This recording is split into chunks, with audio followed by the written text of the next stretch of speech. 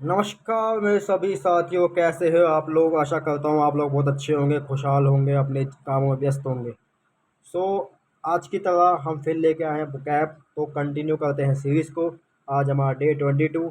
सो बुकैब का जो पहला वर्ड है वह है अपेरेंट। ठीक है, अपेरेंट का मतलब होता है जो आभासी या स्पष्ट रूप से। ठीक है, आभासी या स्पष्ट रूप से जो देखा जाता है। ठीक है, आभासी या फिर स्पष्ट रूप से।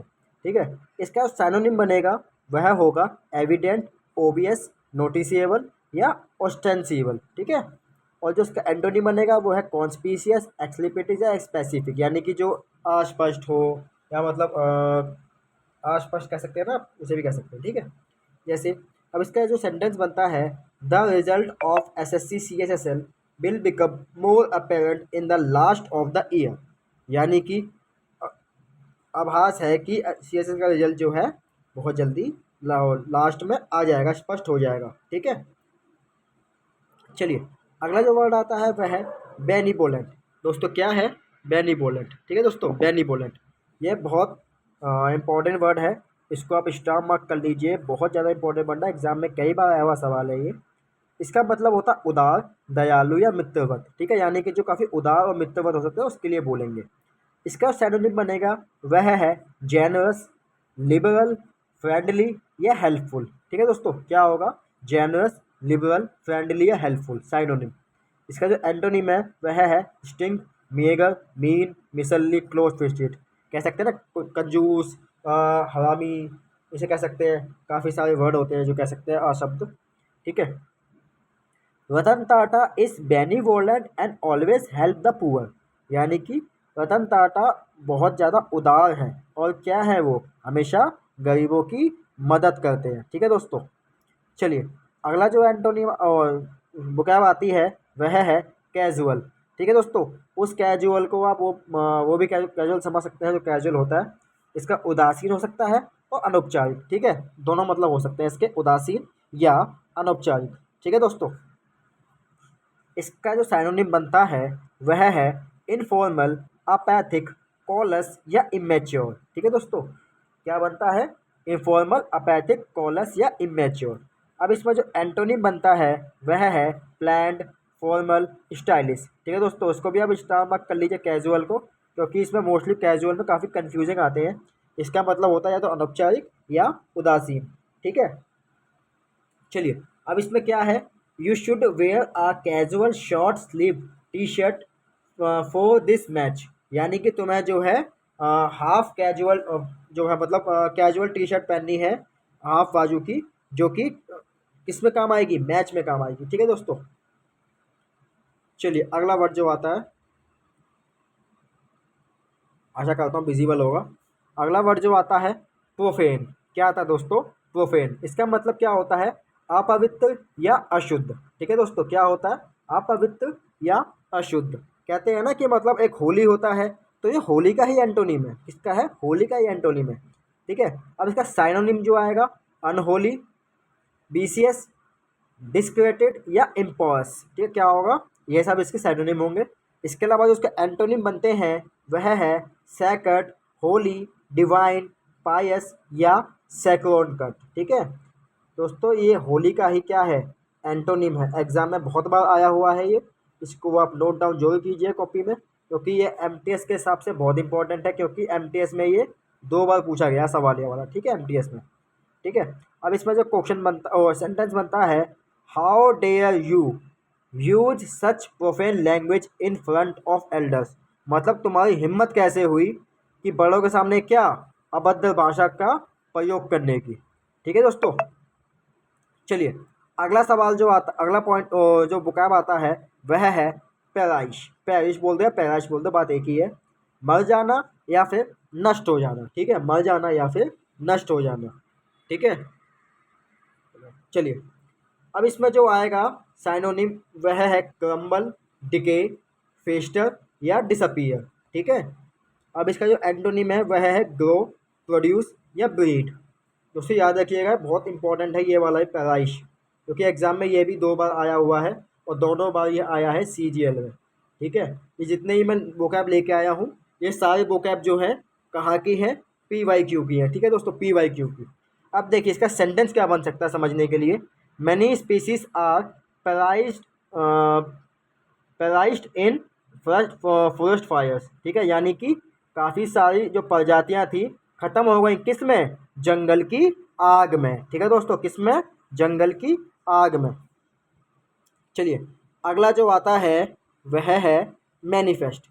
क्या है दोस्तों, मैनिफेस्ट यानी कि, एक मिनट, मैनिफेस्ट यानी कि प्रकट करना या उजागर करना। ठीक कहते हैं ना, मैनिफेस्ट जो है वो प्रकट करना या उजागर करना या फिर शो करना, रिवील करना, वही इसका मतलब होगा मैनिफेस्ट का। इसको आप स्टार मार्क कर लीजिए क्योंकि ये बहुत इंपॉर्टेंट है ये वाला। ठीक है, इसका जो साइनोनिम बनेगा वह है शो, रिवील, अपीयर, विजिबल। ठीक है, अब जो आपको बताई दिया पहले मैं, इसका एंटोनिम बनता है डिस्क्विज, चेंज या हाइड, छिपाना, या फिर मतलब उसको जो है मतलब बाधित कर देना, या फिर इसको छुपा देना किसी चीज़ से। ठीक है, या फिर कर देना। अब इसका जो आता है, as we know rainbow manifest after rain, मतलब हम जानते हैं जो रेनबो है प्रकट कब होता है, आफ्टर रेन के बाद, यानी कि रेन के बाद। चलिए अगला अगला जो अब आता है OWS, यानी कि वन वर्ड सब्स्टिट्यूशन। ठीक है दोस्तों, आशा करता हूँ विजिबल होगा ये। ठीक है, चलिए जो पहला वर्ड आता है वह है आइडिलिक। क्या है दोस्तों, आइडिलिक। ठीक है, इसका मतलब होता है एक्सट्रीमली हैप्पी और पीसफुल।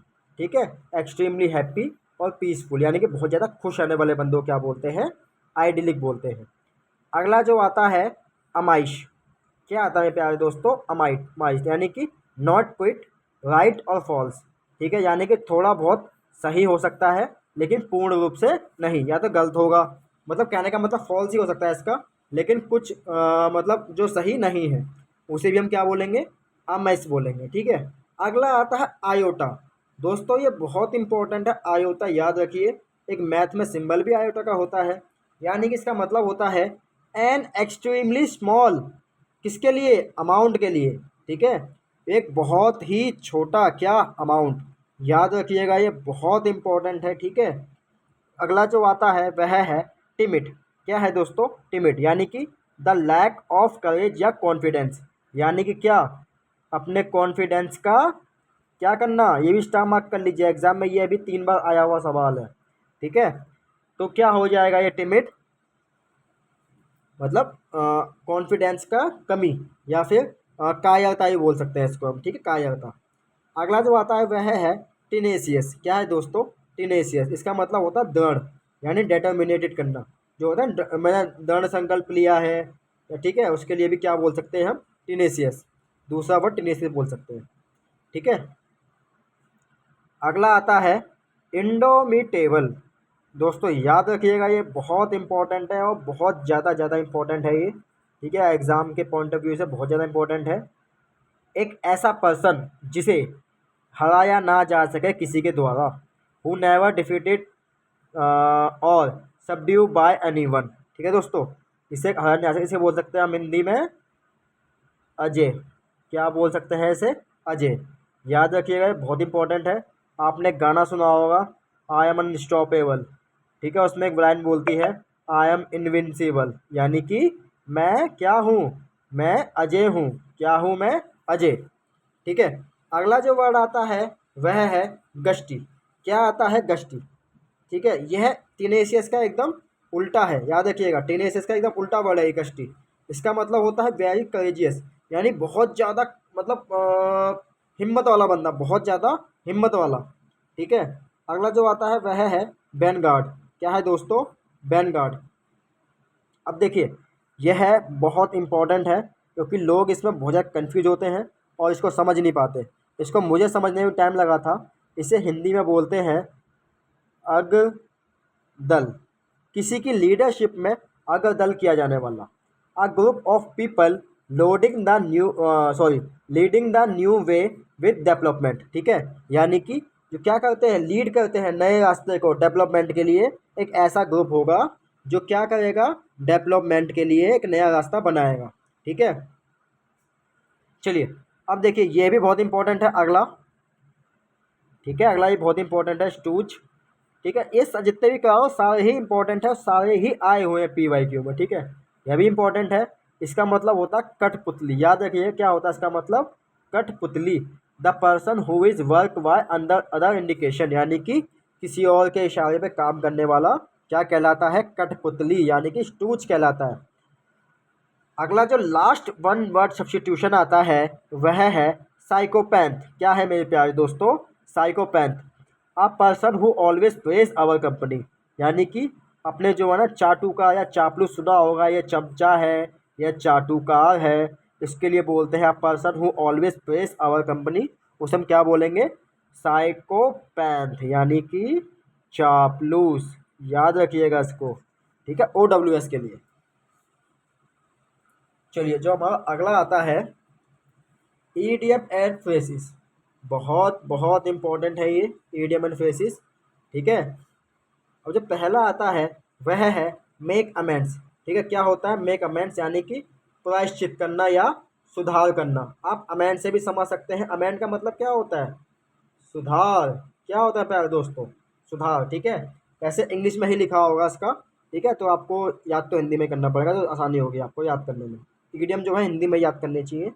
ठीक है, मेक अमेंड्स क्या होगा, सुधार। ठीक है, या प्रायश्चित करना। किसी कोई आपने पाप कर दिया, ठीक है, तो आप क्या करते हो, प्रायश्चित करते हो बाद में। अगला आता है बीट आ रिट्रीट। बीट आ रिट्रीट, इसका मतलब होता है हाथ में आया काम छोड़ देना। क्या करना, हाथ में आया काम छोड़ देना। कहते हैं ना कि काम हाथ में आ गया और मैंने छोड़ दिया क्योंकि मेरी कुछ तबीयत खराब हो गई थी या किसी कारण से मैंने काम छोड़ दिया। अगला आता है कम टू लाइट, यानी पता लगाना, या फिर इसका एक और मतलब हो सकता है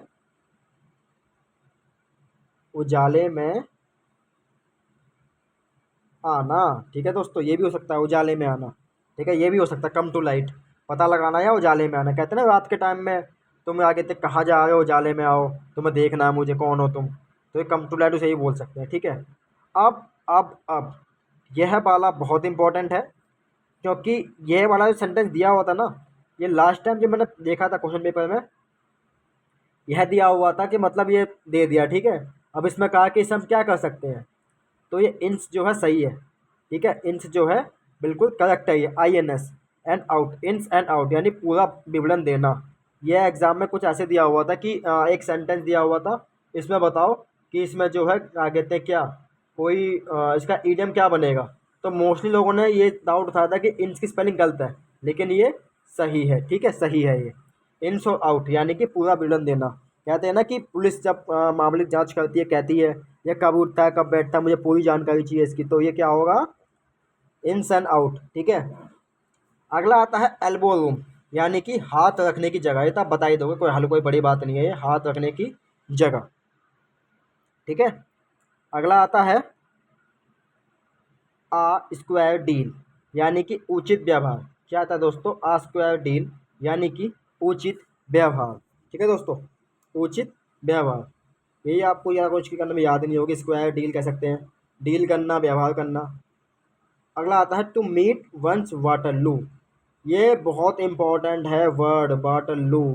ठीक है, इसको हम प्यार से क्या बोलते हैं, क्या करते हैं, इसको हम हार बोलते हैं प्यार से। ठीक, क्या बोलते हैं, हार। ठीक है, तो मीट वन वाटर की हार का सामना करना, या किसी के सामने मुंह दिखाने लायक नहा रहना। ठीक है, ये भी बोल सकते हैं इसका मतलब। अगला जो आता है to hit below the belt. ठीक है, to hit below the belt, यानी कि गलत तरीके से आक्रमण करना। जैसे होता है ना कि पाकिस्तान मोस्टली गलत तरीके से आक्रमण करता है इंडिया पे, तो वो भी क्या होगा, to hit below the belt. अगला आता है to read between the lines. To read between the lines, इसको आपको समझने की बहुत ज़रूरत है, क्योंकि ये थोड़ा अलग ही ईडियम है। ठीक है, क्योंकि इसके अलग अलग में अलग अलग सेंस होते हैं। कि किसी अवस्था का अर्थ समझना, जैसे आप दो लोग हो, ठीक है, आप दो लोगों के बीच में क्या हो गई है, डिस्प्यूट हो गई है। ठीक है, डिस्प्यूट हो गई है आप लोगों के बीच में, और आप जो है एक दूसरे का मुंह देखना पसंद नहीं करना चाहते, लेकिन आपको जो है उसकी अवस्था समझनी पड़ेगी कि इसने ऐसा क्यों किया। तो उसी के लिए क्या आप यूज करेंगे हम, to read between the lines. ठीक है दोस्तों, अब जो लास्ट आता है हमारा वह है टू टर्न द कॉर्नर, यानी कि बेहतर प्रदर्शन करना। टू टर्न द कॉर्नर यानी कि बेहतर प्रदर्शन करना। ठीक है दोस्तों, याद रखिएगा, बहुत इंपॉर्टेंट था ये। टू टर्न द कॉर्नर, बेहतर प्रदर्शन करना। जैसे कहते हैं ना कि हमारी टीम ने बहुत अच्छा प्रदर्शन किया, तो मैं मतलब बेहतर प्रदर्शन करना होगा, टीम इंडिया को हमारी टीम के लिए करना होगा, तो उसके लिए हम ईडियम यूज़ करते हैं टू टर्न द कॉर्नर। तो ठीक है दोस्तों, आपका बहुत बहुत धन्यवाद, आप मेरी लाइव पे जुड़े। तो हमारा आज का भी कंप्लीट हो गया 22वां दिन। ठीक है, याद रखिएगा। थैंक यू आप सभी का जुड़ने के लिए। और आप मेरे चैनल पर नए हैं तो प्लीज़ सब्सक्राइब कर दीजिएगा, और वही वीडियो देखने के लिए धन्यवाद। मिलते हैं अगली वीडियो में। जय हिंद, जय भारत।